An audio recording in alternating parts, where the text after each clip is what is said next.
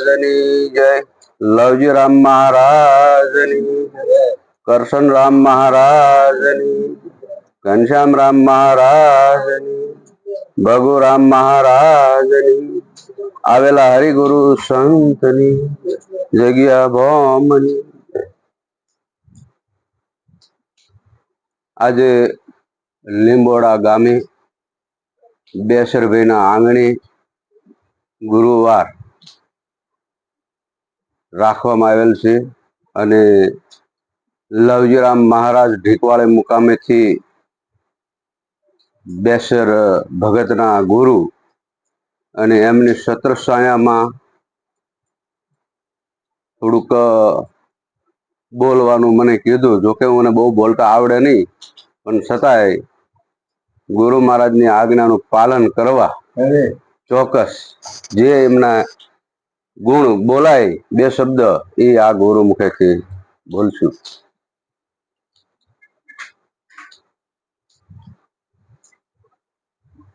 ગુરુ બિન બંધન ના છૂટે, ગુરુ બિન મોક્ષ ન હોય. દાસ તુલસી સત કહે, ગુરુ શબ્દ બિન મુક્તિ ન હોય. નેણે નિરખતા એવી કન્યા ન જાણું કોઈ.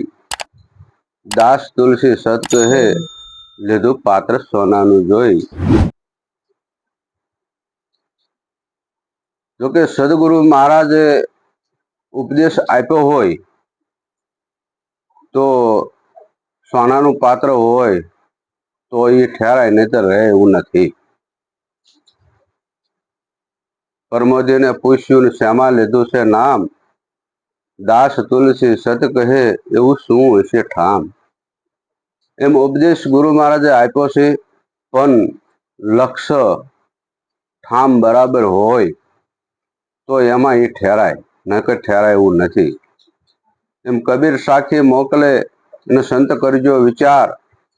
વગર પાણીએ નીપજે, દીઠ એકને ફળ 4. હવે કબીર સાહેબે સાખી મોકલી તો ખરી, પણ સંતને જ કીધું સંત કરજો વિચાર. વગર પાણીએ નીપજે, દીઠ એકને ફળ 4.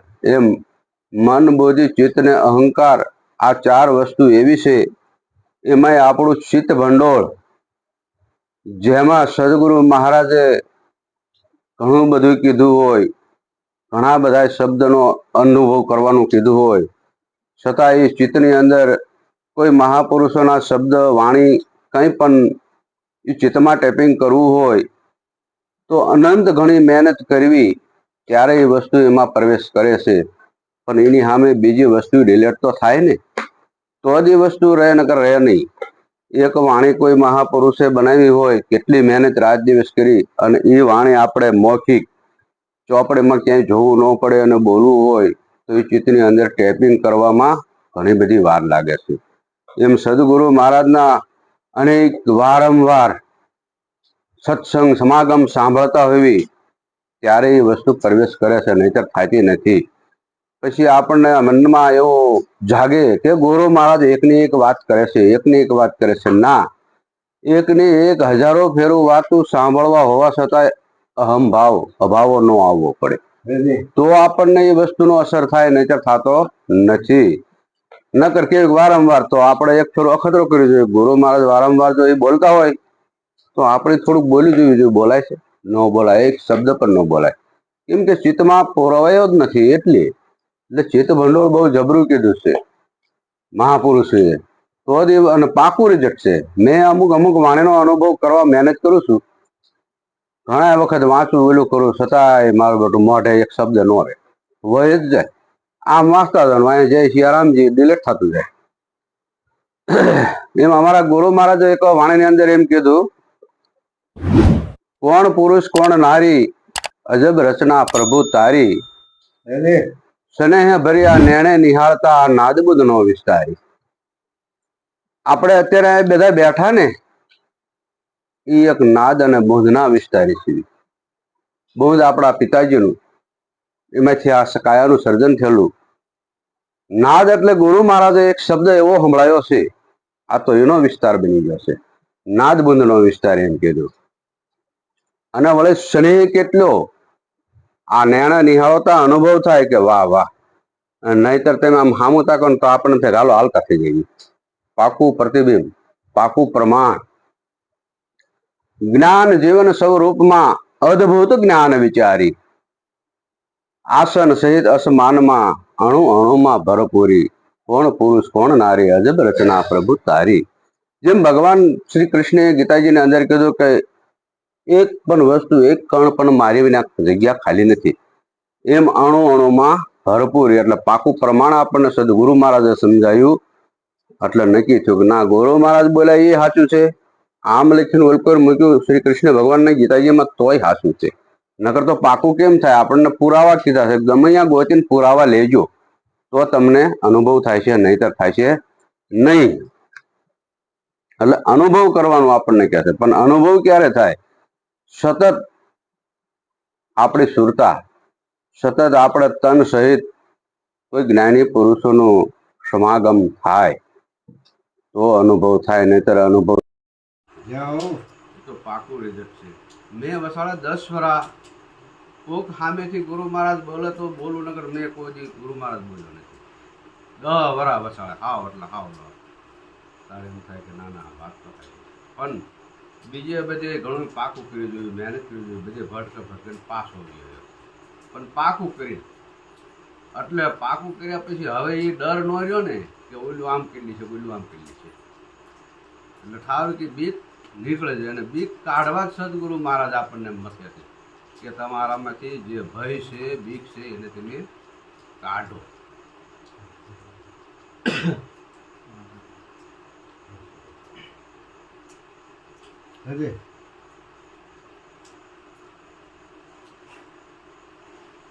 બ્રહ્મ રૂપ ધરી નિજ સ્વરૂપ સમજાવતા હરી, બ્રહ્મ રૂપ ધરી નિજ સ્વરૂપ સમજાવતા હરી, આ ખાવન ખડકી ખોલતા ઉઘડી જ્ઞાનની બારી.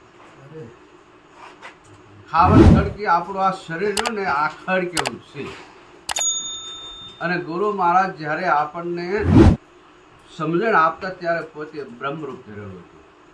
બ્રહ્મરૂપ ધરી નિજ સ્વરૂપ સમજાવતા હરી, આ ખાવન ખડકી ખોલતા ઉઘડી જ્ઞાનની બારી. આપણને પોતાની ખબર નથી ત્યારે આ ખાવન ખડકી ગુરુ મહારાજે ખોલાવી છે, બધું અલગ અલગ વિભાગ કરીને. ત્યારે નક્કી થયું કે ઓહો, હું જેને ગોતતો હતો એ તો આમાં નામ જ છે, બીજી કે છે જ નહીં. દાસ તુલસી કહે છે પોકારી, નામ રૂપ કશું બી નહીં કોઈ સમજણ મેરી, કોણ પુરુષ કોણ નારી અજબ રચના પ્રભુ તારી. સંતો મહાપુરુષો ઘણી બધી આવી મહેનત કરીને આપણને સમજાવતા હોય છે, છતાંય આપણને સમજણમાં આવતું નથી. એમ નરસિંહ મહેતાએ એક પદની અંદર એવું કીધું, વૈષ્ણવ જન તો જેણે કહીએ પીડ પરાઈ જાણે, પર દુખે ઉપકાર કરે તોય મન અભિમાન ન આણે. સંતો જ્ઞાની મહાપુરુષો આમ ગમે ત્યાં હરતા ફરતા હોય, પછી કોઈ દારૂડિયા જુગારિયા આવા બધા ખેલ નાટક જોવા મળતા હોય તો પીડા એમને શરૂ થાય. ઓહો હો, આ માણસ કયા માર્ગે ગયો છે, આને કેમ કરીને પાછો વાળવો. એમ અમારે આ રંગીલા ભગત જેવા અવળા રસ્તે જતા હોય અને જ્ઞાની પુરુષની દ્રષ્ટિની માથે પડતી હોય ત્યારે એને કેટલી અનંત ઘડી પીડા થતી હોય. પણ હા, એ માણસને માણસ બનાવી દે અને એ અવળા રસ્તેથી પાછો વાળે લે, છતાં એના મનની અંદર જરાય અહંભાવ ન હોય કે મેં આમ કર્યું ને આ રહી ગયું, રાગે થઈ ગયું, બધું કદાપી સારું તો અભિમાન નહીં. આપણે વાણી તો નરસિંહ મહેતાની છે, પણ શબ્દનો અનુભવ કરવો. તો આ જ્ઞાની મહાપુરુષો બેઠા ગમે એને ઓલું કરે છે ને અભિમાન જેવું હોય નહીં. પણ હા, એટલું તો ચોક્કસ ક્યાંક એવું હોય એટલે એને પીડા તો શું થાય. કઈ રીતે શું કરવે ત્યાં સિદ્ધાંતમાં બી આવે, આ રસ્તા છોડી દે, હવળા સતના રસ્તે બી આવે. સકળ લોકમાં સૌને વંદે નિંદા ન કરે કેની રે, વાસ કાસ મન નિસર રાખે ધન ધન ધનની તેની જય હો જય હો. હવે સકળ લોકમાં આપણને સદગુરુ મહારાજ મળ્યા એટલે આપણે ઘણું બધું પળવીશી તો જ આપણે નમન કરવાનું આપણો ભાવ પ્રગટ થાય કે હું નમન કરું. કારણ કે પોતે પોતાનું અનુભવમાં આવ્યું છે કે હું બીજા કોઈને પગે લાગતો મારે મારું જ છે, બીજા કોઈનું કંઈ કરતો નથી. અને વાસ કાસ મન નિશ્ચર રાખે ધન ધન ધનની તેની રે. વાસ ક્યાં છે, કાસ ક્યાં છે, અને મન નિશ્ચર છે. મન છે ને એ પરમાત્મા છે. મન વગર ક્યાંય જવાય નહીં, મન વગર કંઈ થાય નહીં. મારે મન થયું કે બેસર ભગતના ઘરે જાઉં તો ચોરવીરેથી માં આવી પહોંચ્યું. ગુરુ મહારાજ આવ્યા છે તો મારા મનને ભાવ પ્રગટ જવાય થારું. આ ઝીણો ઝીણો ઝરમર ઝરમર મેહુલો વચ્ચે છે તોય છતાંય જુઓ કેવો ભાવ, મનનો ભાવ. મન વગર નકરું તને દોડી શકે, પહેલા મન જાય પછી તને ઉપાડે. હા,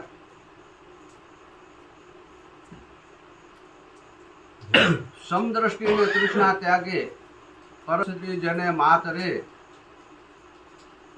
જીભા ખાતર અસત ન બોલે પરધન નવ જાલે હાથ દે. વૈષ્ણવ ભજન તો જેને કહીએ પીડ પરાઈ જાણે. સમદ્રષ્ટિ અને તૃષ્ણા, આશા ને તૃષ્ણા કીધું છે. આશાએ મરે ને તૃષ્ણાએ મરે પણ એ બધું ખૂટે છે. પણ આ તમ હોવા છતાં એ વાત સમદ્રષ્ટિ અને તૃષ્ણા થઈ ગઈ દીધી. હવે કંઈક એવી તૃષ્ણા આપણા માર્ગે પોગાય તો અહીં સુધી ન પોગાય. સમદ્રષ્ટિ ગુરુ મહારાજે ન આપી હોય તો અહીં સુધી પોગાય તો એ ન પોગાય. અને પરક્ષત્રિય જેને માત રે, જો એ પ્રશ્ન આપણને ન આપ્યો હોય તો આપણે ગમે બેહી એકવી એટલે બીજી બેઠું થવા માંડે કે એનું બેહી શકાય. ગુરુ મહારાજે એ આપી દીધું છે, બિલ્ડિંગ કરી દીધું છે, પાળ બાંધી દીધું છે. આવડું આ પાળો ને આ પાળ બાંધો ને તો 100% આ વસ્તુ તમને પ્રાપ્ત થશે. વાતે સાચી, અનુભવ કર્યા વગર બોલાય એવું છે. મેં તો અનુભવ કર્યો એટલે આવું મને મનમાં જાગે છે કે મારું સાચું સાચું ને સાચું એમ. જીભા થકી અસત ન બોલે અને પરધન ન ચાલે હાથ રે. મહાપુરુષો જો કે જ્ઞાની પુરુષો બોલે એટલે બહારે વળગે અને આપણને વળગે. જ્ઞાન થયા પછી આપણને લાગુ પડી જાય પાકું. કોઈ મહાપુરુષોની કોઈની મહેનત કરેલી હોય અને કોઈ વાડી બનાવી હોય ધોળ ધૂન કરતા તો એ આપણે લઈ ગયું. એમને કેટલી મહેનત કરી હોય ત્યારે એ ધન પ્રાપ્ત કર્યું હોય. એમ આપણે બહાર કંઈક કોકનો ઘેરે જાય કે ભાડે લઈ ગયું. બે વસ્તુ લાગુ પડે બે બાજુ, લઈ જ નો એક એમ. એટલે કીધું પરધન ન ચાલે આ કરે. વૈષ્ણવ વજન તો જેને કહીએ પીડ પરાઈ જાણે. મોહ માયા વ્યાપ્ય નહીં, મોહ માયા વ્યાપ્ય નહીં, દ્રઢ વૈરાગ જેના મનમાં રે. રામ નામ શું તાળે લાગી આ સકળ તીર્થના તન મારે. જો સદગુરુ મહારાજે રામ નામની ઓળખાણ કરાવી હોય અને રામ નામની તાળે લાગી જાય એટલે સકળ તીર્થના તનમાં પ્રગટ થાય ને તનમાં જ દર્શન થાય. ક્યાંય ભાટકવા જવું પડે નહીં. પાકું રિઝલ્ટ, પાકો અનુભવ. પાછો હું કહું છું એવું નથી હો બાપુ, આ તો નરસિંહ મહેતાએ કીધેલું છે. પણ ગ્રહણ આપણે કરવાનું છે.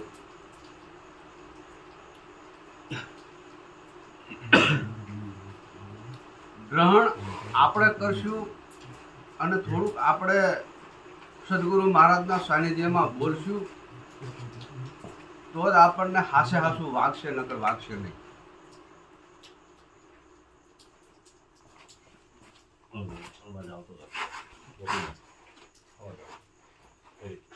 ભણે નરસૈયો જેનું દર્શન કરતા, ભણે નરસૈયો જેનું દર્શન કરતા કામ ક્રોધ ને વાર્યા રે.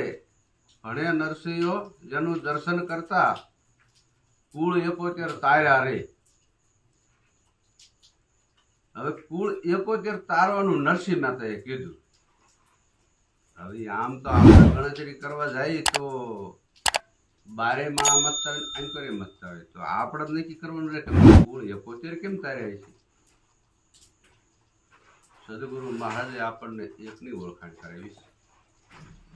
એકની જ કે આ 7 દીપક સદગુરુ તુને એસી કરીને એસી કરે નહીં કોઈ. सात दीपक नव खंड में पला पकड़े नहीं कोई एम सात दीपक सन सात दीपक ने सात नी वाहे एकड़ो कर्यो तो 71 थाय तो आपणे आम तो आ सात ना ओला में जावी ने तो ई एकलो छ अहींया आंभळे तो ए जोवे तो ए ऊंघे तो ए बोले तो ए બધું એકનું એક જ બીજો કોઈ છે નહીં એટલે એક જ બીજો કોઈ નહીં